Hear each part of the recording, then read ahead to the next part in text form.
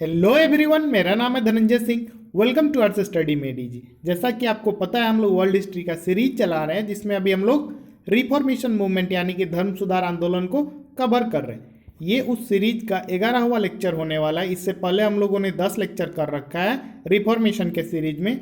Description में आपको पिछले सारे लेक्चर्स का लिंक मिल जाएगा, वहाँ से जा करके आप उसको एक्सेस कर सकते हैं।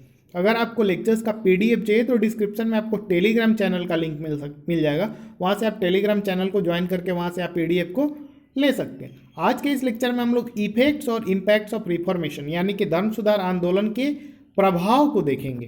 तो चलिए शुरू करते हैं आज का लेक्चर। धर्म सुधार आंदोलन ने क्या किया या इसका क्या प्रभाव पड़ा, उसको हम लोग पॉइंट वाइज देखेंगे।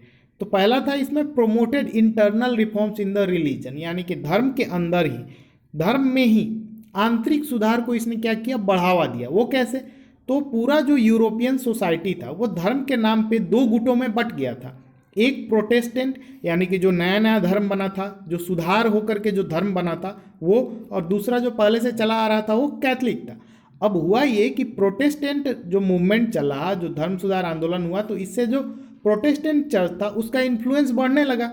अब कैथलिक को चिंता होने लगा कि भाई अगर ऐसे ही प्रोटेस्टेंट धर्म आगे बढ़ता जाएगा तो कैथलिक जो चर्च है उसका इन्फ्लुएंस खत्म हो जाएगा, कुछ भी लोग नहीं बचेंगे जो कैथलिक को फॉलो करें। तो उन्होंने क्या किया, अपने अंदर इंटरनल रिफॉर्म लाने का प्रयास किया, अपने अंदर खुद में जो है उन्होंने सुधार किया। तो उन्होंने काउंटर रिफॉर्मेशन मूवमेंट चला दिया, यानी कि जो धर्म सुधार आंदोलन था उसको काउंटर करने के लिए अपने अंदर ही उन्होंने कुछ चेंजेस किए, कुछ बदलाव किए। तो उन्होंने किया ये कि उनको जो जो चीज़ें गलत लगी कि हाँ इसमें सुधार होना चाहिए था, अगर हम लोग इसको खुद ही कर लेते हैं तो लोग क्यों इस धर्म को छोड़ के दूसरे धर्म में जाएंगे। तो उन्होंने बहुत सोच समझ करके जो है काउंटर रिफॉर्मेशन मूवमेंट को स्टार्ट किया, और इसमें जो है उन्होंने ऑर्गेनाइजेशनल और एडमिनिस्ट्रेटिव चेंजेस किए। इसके अलावा जो क्रिश्चियन धर्म था उसके प्रोपेगेशन पे भी काम किया, यानी कि उसके इन्फ्लुएंस को बढ़ाने के लिए उन्होंने काम किया। ये इसलिए किया, उसका प्रचार प्रसार इसलिए किया ताकि कैथलिक जो चर्च सिस्टम था वो स्ट्रेंथन हो सके, उसको मजबूती प्रदान हो सके। रिलीजियस कोड्स वे रिवाइव्ड, यानी कि जो धार्मिक कोड होता था उसको पुनर्जीवित किया गया ताकि जो भी धर्म से रिलेटेड मामले हैं या और जो भी मामले जिनका ये लोग सुनवाई करते थे पहले से, उसको अच्छे से सुनवाई किया जाए, और जो लोग भी धर्म से रिलेटेड मामलों में दोषी पाए जाते थे उनको सीधा कैपिटल पनिशमेंट यानी कि मृत्यु की सज़ा जो है वो दे दी जाती थी। और ये दी कैसे जाती थी? तो ये इस गिलोटीन की मदद से जो है दे दी जाती थी। इस गिलोटीन में होता ये था कि सीधा सर को जो है इस पे ला करके रख दिया जाता था और ऊपर से इस ब्लेड को गिराया जाता था, तो सर जो है एक ही बार में धड़ से अलग हो जाया करता था। तो इसमें जिसको मृत्यु की सजा दी जाती थी उसको परेशानी नहीं होती थी, दर्दनाक मौत नहीं होता था, आकस्मिक मौत टाइप का होता था। दूसरा सुधार देखते हैं, या दूसरा प्रभाव जो है जो पड़ा धर्म सुधार आंदोलन का, वो था इमरजेंस ऑफ पावरफुल रूलर्स। तो धर्म सुधार आंदोलन ने क्या किया, चर्च के प्रतिष्ठा पर बहुत ज़्यादा चोट किया, यानी कि चर्च का जो इन्फ्लुएंस था वो धीरे धीरे कम होने लगा। इससे हुआ ये कि चर्च का जो है राजनीति के क्षेत्र में नियंत्रण अब कम होने लगा, और इसका रिजल्ट ये निकला कि शक्तिशाली राजा और राजतंत्रों का उद्भव होने लगा। जैसे इंग्लैंड में, नॉर्वे, स्वीडन, हॉलैंड, इन सब देशों में शक्तिशाली राजतंत्र का उद्भव देखा जा सकता है। इन देशों के जो शासक थे उन्होंने क्या किया, चर्च के संपत्ति पर भी कब्जा कर लिया था। कुछ लोग, पहले क्या होता था, चर्च ही सारे संपत्तियों का मालिक होता था। अब क्या होने लगा, अब राजा सबका मालिक, चर्च कमजोर पड़ा तो ऑटोमेटिक राजा जो है वो मजबूत होने लगा। तो उसने क्या किया, सब चर्च पे ही धीरे धीरे चर्च के संपत्तियों पे कब्जा करने लगा।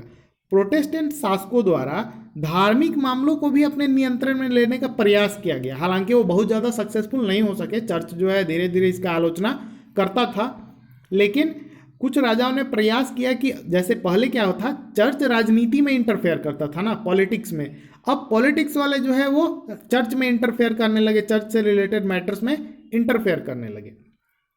तीसरा प्रभाव देखते हैं, increase in trade and commerce, यानी कि व्यापार और वाणिज्य में वृद्धि। तो जो रोमन कैथलिक चर्च था, यानी कि जो पुराना वाला चर्च था, तो वो वाणिज्य व्यापार का रीढ़ जिसको कहा जाता है ना, मुनाफा, जैसे आप 2 रुपए का कोई सामान है उसको 4 रुपए में बेचते हो तो 2 रुपए आपका मुनाफा बनता है। तो ये जो मुनाफाखोरी था ना, इसके विरुद्ध थे कैथलिक चर्च वाले। वो कहते थे कि ये गलत है, लेकिन प्रोटेस्टेंट चर्च ने क्या किया, मुनाफाखोरी का समर्थन कर दिया। प्रोटेस्टेंट जो धर्मावलंबी थे, यानी कि जो रिलीजियस बिलीवर थे या जो भी थे, उन्होंने लोगों को सिखाया कि जो धन प्राप्त करने के अवसर में लाभ नहीं उठाते हैं, यानी कि जिनको मौका मिलता है पैसा कमाने का, फिर भी वो अगर पैसा नहीं कमाते हैं तो वो ईश्वर की सेवा नहीं करते हैं। इसी तरह से जो है प्रोटेस्टेंट चर्च द्वारा मितव्ययिता यानी कि जो इम्फेसिस दिया गया था ऑस्टेरिटी पर और हार्ड लेबर पे, यानी कि कठोर श्रम और मितव्ययिता पे बल दिया गया था। इस तरह के मनोभावों ने वाणिज्य व्यापार के विकास में क्या किया, बहुत ही इंपॉर्टेंट रोल या महत्वपूर्ण भूमिका निभाई थी। धर्म सुधार आंदोलन का चौथा प्रभाव था इंक्रीज इन इनटॉलरेंस, यानी कि असहिष्णुता में वृद्धि। अब हुआ ये, प्रोटेस्टेंट और कैथोलिक धर्म दोनों विकास कर रहा था, तो जब दोनों का विकास हो रहा था तो दोनों के मध्य जो है विवाद का जन्म हो गया था, जिससे इस विवाद के कारण इनके बीच में कैथोलिक और प्रोटेस्टेंट के बीच में जो है शत्रुता का रूप धारण कर लिया ये विवाद। अब इसका रिजल्ट ये निकला कि यूरोप में बहुत सारे युद्ध हो गए धर्म को लेकर के, कैथोलिक और प्रोटेस्टेंट को लेकर के बहुत सारे युद्ध हुए, बहुत सारे नरसंहार हुए, यानी कि जेनोसाइड, जिसमें लाखों लोगों को मार दिया जाता है बेवजह से या किसी खास वजह से। इसका उदाहरण हम लोग 30 ईयर वॉर में देखेंगे, जो कि जस्ट अगला जो सीरीज स्टार्ट होगा, जो प्लेलिस्ट आएगा वो 30 ईयर वॉर यानी कि जो 30 वर्षीय युद्ध था जर्मनी में, उसका होगा। इसके अलावा जो फ्रीडम स्ट्रगल चला था चार्ल्स पंचम के विरुद्ध हॉलैंड में, उसके बारे में भी हम लोग देखेंगे। पांचवा जो प्रभाव पड़ा था धर्म सुधार आंदोलन का वो था राजनीति, शिक्षा व कानून के क्षेत्रों में, यानी कि reforms in field of politics, education and law. तो हुआ ये, आधुनिक राजनीति एवं कानून के विकास में भी इसका महत्वपूर्ण योगदान रहा। शिक्षा के प्रचार प्रसार पे अब क्या हुआ, जोर दिया जाने लगा। अब पहले क्या था, पादरी जो थे वो अनट्रेंड थे, उनके अंदर पादरी वाला गुण था ही नहीं, वो करप्ट थे। लेकिन अब जो है पादरियों को प्रशिक्षण का भी व्यवस्था किया गया, उनको ट्रेनिंग दिया गया, ठीक है, उनका एजुकेशन होता था, उनका ट्रेनिंग होता था। अब जो है पोप या पादरी राजनीतिक व्यवस्था में भी कोई भी नियंत्रण नहीं रख सकता था। राजा जो है अपना फैसला लेने के लिए स्वतंत्र रहता था। किसी भी अपराध का दंड कानून के अनुसार जो है दिया जाने लगा था। पहले क्या होता था, चर्च डिसाइड करता था कि इसको क्या दंड देना है, क्या दंड नहीं देना है, लेकिन अब एक कानून के हिसाब से, कानून के दायरे में रख करके किसी को दंड दिया जाने लगा था। साथ ही जो पीड़ित व्यक्ति था उसको भी अपना पक्ष रखने का इजाज़त दिया जाने लगा। जो विक्टिम होता था उसको भी अलाउ किया गया कि वो जो है अपना बात जो है कोर्ट के सामने या किसी के जो भी न्याय कर रहा है उसके साथ, उसके सामने वो प्रस्तुत कर पाए। शिक्षा का स्वरूप जो है पहले धार्मिक हुआ करता था, यानी कि सब कुछ जो है धर्म को सेंटर में रख करके डिसाइड किया जाता था। लेकिन अब शिक्षा का जो स्वरूप है वो धार्मिक ना होकर के तार्किक, वैज्ञानिक या प्रगतिशील हो गया था।